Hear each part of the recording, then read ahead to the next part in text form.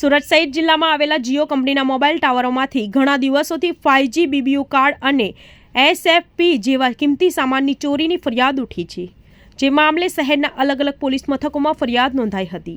શહેર પોલીસ ચોપડે નોંધાયેલા આ ગુનાઓમાં ભેદ ઉકેલ કાઢવા સુરત ક્રાઇમ બ્રાન્ચે ભારે કમર કસી હતી। તારીમાન સુરત ક્રાઇમ બ્રાન્ચ અને ચોક્કસ માહિતી મળી હતી કે જીઓ કંપનીના મોબાઈલ ટાવરોમાંથી 5G બીબીયુ કાર્ડ અને એસએફપી જેવા કંપની સામાનની ચોરી કરતા 3 જેટલા ઈસમો ચોક બજાર ખાતે આવેલા ડંકા ઓવારાના તાપી નદીના કિનારે ભેગા થયા છે। વિશામણ પાસેથી ચોરીનો સામાન ખરીદવા માટે ભંગારનો વેપારી પણ આવવાનો હતો। સુરત ક્રાઇમ બ્રાન્ચે મોબાઈલ ટાવરોમાંથી કિંમતી 5G બીબીયુ કાર્ડ અને એસએફપીની ચોરી કરતી ગેંગનો પર્દાફાશ કરી 5 આરોપીની ધરપકડ કરી છે, જ્યાં વધુ ગુના ઉકેલવાની શક્યતાને પગલે વધુ તપાસ ક્રાઇમ બ્રાન્ચે હાથ ધરી છે। સુરત શહેર તથા સુરત ગ્રામ્ય વિસ્તારની અંદર જીઓ કંપનીના જે મોબાઈલ ટાવર આવેલા છે એની અંદર જે રાઉટર આવે છે સ્પીડ વધારવા માટે, એ રાઉટર તથા એમની ચિપ, આજ તો બીબીયુ રાઉટર અને એસએફપી ચિપ એના ચોરીના બનાવ બનેલ હતા।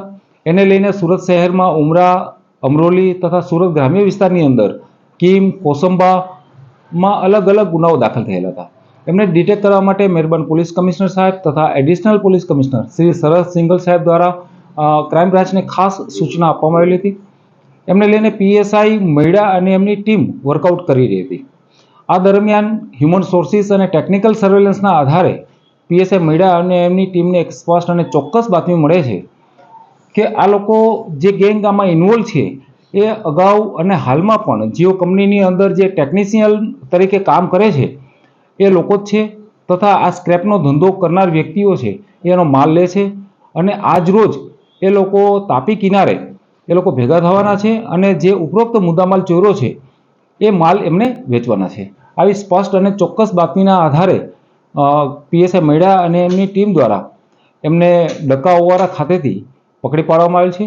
એની અંદર જે મુખ્ય 4 આરોપીઓ છે એની અંદર એક છે રાજેન્દ્ર વર્મા, બીજો છે પંકજ ભદોરિયા, ત્રીજો છે રાધા મોહન વર્મા અને ચોથો આરોપી છે મોહમ્મદ અનસ મલિક।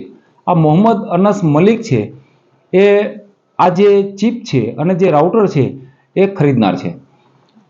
3 મહિના પહેલાં આ લોકોએ પીપોદરા અને કીમ વિસ્તારની અંદરથી ચોરીઓ કરેલ હતી અને એનો જે માલ આવેલો હતો એ આ મોહમ્મદ અનસને વેચેલ હતો। ત્યારબાદ મોહમ્મદ અનસે એમને ફરીવાર ચોરી કરવાનું કહેતા એ લોકો 1/1/2023ના રોજ 1/1/2024ના રોજ ફરી આ લોકો એક્ટિવ થઈ છાપરા ફાટા રોડ, પીપોદરા અને વેલેન્ટાઇન સિનેમા એ લોકોની પાછળ જ્યાં જીઓના કંપનીના ટાવર આવેલા છે ત્યાંથી આ બીબીયુ રાઉટરની ચોરી કરેલ હતી। આમ એમની પાસેથી સ્પોટ ઉપરથી જે મુદ્દામાલ તથા જે સ્ક્રેપર છે એ મોહમ્મદ અનસ મલિક એના ઘરમાંથી પણ મુદ્દામાલ મળી આવેલ છે। ટોટલ 14 લાખ ઉપરનો મુદ્દામાલ ક્રાઇમ બ્રાન્ચ દ્વારા કબજે કરવામાં આવેલ છે। આની અંદર જે 5Gના બીબીયુ રાઉટર છે એ 5 નંગ છે, એસએફપી નંગ 22 જે ચિપ આવે છે એ છે, ડિસમિસ નંગ 2, ચાવી નંગ 3 તથા 2 મોપેડ, એમ મળીને ટોટલ 14,69,000નો મુદ્દામાલ કબજે કરવામાં આવ્યો છે। આમાં રાજેન્દ્ર વર્મા, પંકજ ભદોરિયા અને રાધા મોહન વર્મા આ ત્રણેય જીઓ કંપનીના ટેકનિશિયન છે, જ્યારે ચોથો આરોપી છે જે મોહમ્મદ અનસ મલિક એ ભંગારનો ધંધો કરતો હોય છે અને એ માલ ખરીદનાર છે। ટોટલ મુદ્દામાલ કબજે કરવામાં આવેલ છે। આવા જ એક અન્ય બનાવની અંદર એક પૂણા ગામની અંદર પણ ચોરીનો બનાવ બનેલો હતો અને ત્યાંથી પણ બીબીયુ રાઉટર અને ચિપની ચોરી થયેલી હતી। સાથે સાથે એમાં પણ હકીકત મળે છે અને આની અંદર એક રવિ દશરથ ઇંગડે એની ધરપકડ કરવામાં આવે છે। આ રવિ ઇંગડે છે એ જીઓ કંપનીની અંદર પહેલાં રીગર તરીકે કામ કરતો હતો, ત્યારબાદ એને છૂટો કરી દેવામાં આવેલો હતો અને એ બાદ એમને એ જગ્યાએથી પૂણા પોલીસ સ્ટેશન વિસ્તારમાંથી પણ બીબીઓની ચોરી કરેલ, એને પણ અલગ ગુનાની અંદર ધરપકડ કરવામાં આવે છે। આમ આ બધા ટોટલ 5 આરોપીઓની ધરપકડ કરવામાં આવે છે। એની રિમાન્ડની પ્રોસિજર ચાલુ છે અને ઘણા બધા અલગ અલગ જગ્યાએ આ લોકો જ્યાં જ્યાં એની મુવમેન્ટ હતી ત્યાં કોઈ ચોરી થયેલ છે કે કેમ એની પણ તપાસ ચાલુ છે। આ છેલ્લા અત્યાર સુધી આપણે 3-4 મહિનાની અંદર જે આને ચોરી કરી છે એ આપણા ધ્યાન ઉપર આવી છે।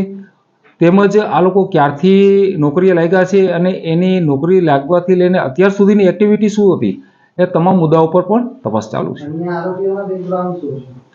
આ લોકો અન્ય આરોપીની અંદર એક છે 3, મેં પહેલા કીધું એમ 3 જે આરોપી છે એ આની અંદર ટેકનિશિયન હતા, એક છે ભંગારનો ધંધો કરતો હતો અને એક જે અલગથી ગુનો દાખલ કરવામાં આવ્યો રવિ ઇંગડે એ આનો ભૂતપૂર્વ રીગર હતો. એટલે એમાં જે ટેકનિશિયનથી ઉપરની પોસ્ટ આવે છે એ એમાં રીગર તરીકે નોકરી કરતો હતો, પણ હાલમાં એને જીઓ કંપનીએ છૂટો કરી દીધો હતો અને બેકાર હોય અને આ ચોરીના રવાડે ચડેલો હતો.